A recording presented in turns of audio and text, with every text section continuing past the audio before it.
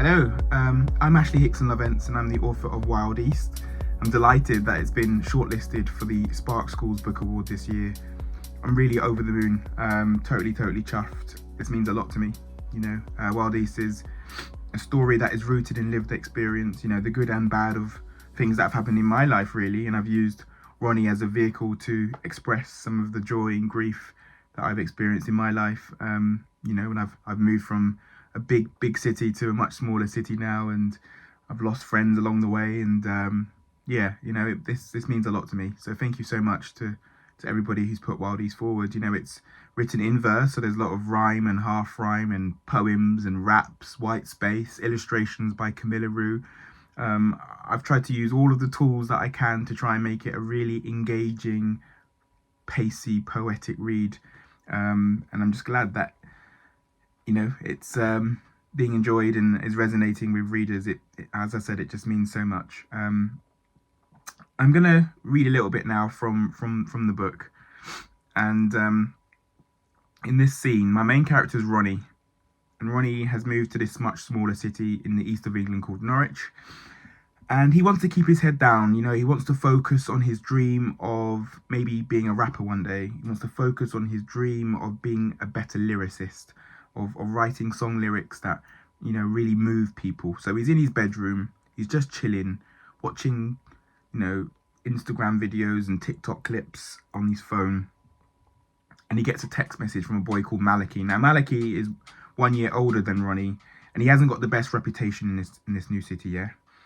And Maliki says, meet me in Chapelfield Gardens. Now Chapelfield Gardens is like a little park area in the centre of Norwich.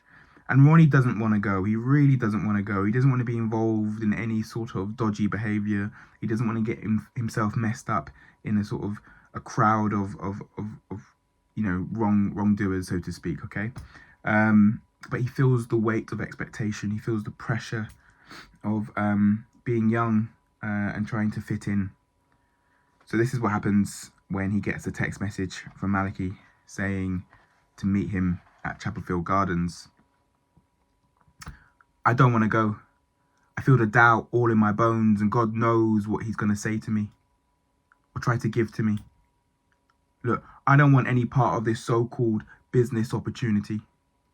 I don't care if it's actually all above board and all legal like cryptocurrency. I don't want any part of it, in all honesty, because right now I like it where I am, in the safety and comfort of my room, propped up by my pillows, chilling on my bed, watching TikTok clips and Insta stories, videos of boys from across the country spitting bars to beats to gain a following.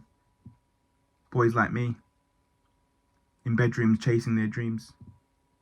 I want to carry on watching Finn Foxall and Nux videos on colours on YouTube and imagine it's me. Look, of course I've met far worse boys than Maliki back in London, obviously, but while living here in Norwich, some part of me inside feels like it's important to keep him on side. I don't want to seem weak here in my new city. Anyway, I don't have to do anything he tells me. I think as I put on my hoodie, slide off my sliders and wiggle my feet into my Air Forces that are not as fresh looking as they used to be.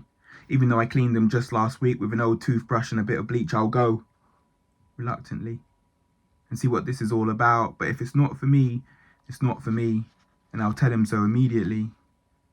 I stand for a second or two in front of the bathroom mirror, wet wipe my face, spray myself down with deodorant, comb out my hair, chew some gum, puff my chest out and take a few deep breaths and repeat, if it's not for me, it's not for me, and I'll tell him so immediately. It's just gone 7:30, Mum is asleep, snoring on the sofa with EastEnders about to begin. She's finished her shift cleaning at the local primary school but doesn't start her care job till 10. I walk fast to keep warm because the quicker I get there, the quicker I'll be back. I'm listening to Frankie Stew at full volume in my headphones. It's dark, but I can see emo kids in the bandstand playing guitar-heavy rock music off their phone or Bluetooth speaker. The sound isn't coming through clear, it's all tinny and sizzling sounding from here. It's 8. I'm here on time, but Maliki's late. I wait. Stand awkwardly, hands buried deep into my pockets, shoulders tense, bouncing on my toes by a bench. I'm shivering, and not 'cause it's cold, even though it is, but the shadows from the trees stain the paths, branches lurking like long fingers, and I'm not gonna lie, I'm a bit scared, wondering why I'm here. And deep down inside, I don't want to be.